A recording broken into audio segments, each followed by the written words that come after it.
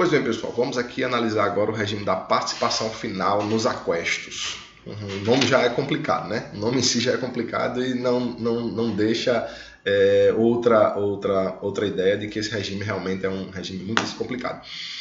Talvez por essa complicação toda ele seja absolutamente inusual.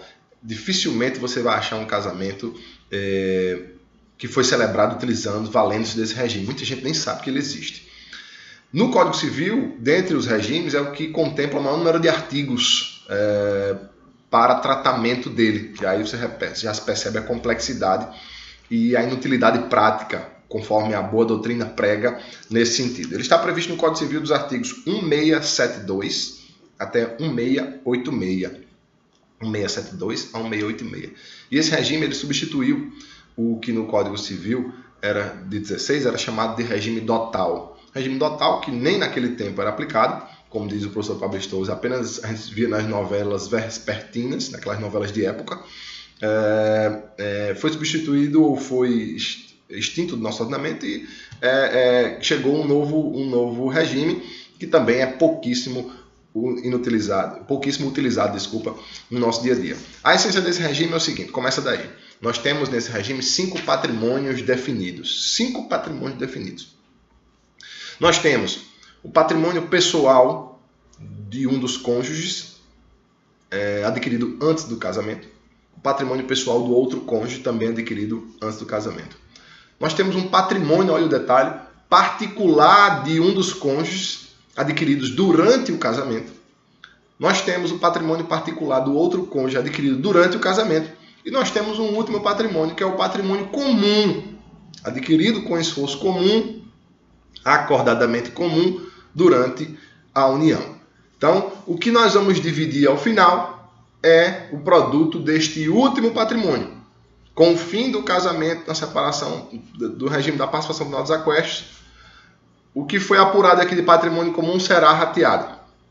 Se porventura eu gastei patrimônio particular para adquirir patrimônio comum, essa matemática deverá ser feita, para que não haja injustiça na divisão dos aquestos. Os aquestos são os bens adquiridos em comum, tá certo? Então a participação final deles é nos aquestos.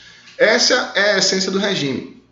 Eu necessito, para adotá-lo, prevê-lo em pacto antenupcial. E o pacto antenupcial tem que ser muito minucioso, né? Porque lá eu posso, por exemplo, prever administração e disponibilidade de patrimônio imóvel pessoal particular sem anuência do outro.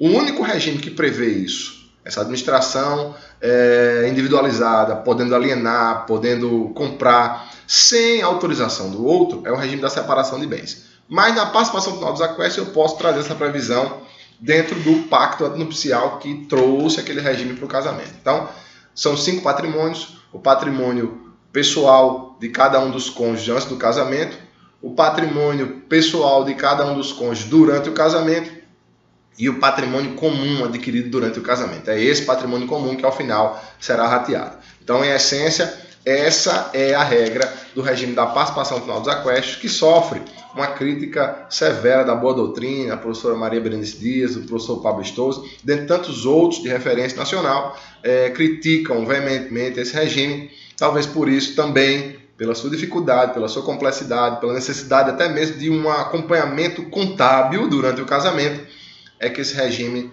na nossa cultura, um país de não muito recurso pessoal, acabou não sendo, não pegou, né? Acabou não sendo tão utilizado, tá bom? Mas em essência era isso, vocês precisavam saber, deem uma lida nesses artigos que me referi anteriormente, e aí fecha o raciocínio de vocês, tá bom? Encerramos aqui a parte alusiva aos regimes de bens em espécie, que se refere ao nosso roteiro, semana de aula número 8, estou aqui consultando. O próximo, que foi justamente o último roteiro dado na aula extra do sábado. A partir do roteiro número 9, que se refere à dissolução do casamento, nós já falamos em sala de aula, então tenham bons estudos para que a gente possa fazer uma boa avaliação da primeira unidade. Bom, até breve, tchau, tchau.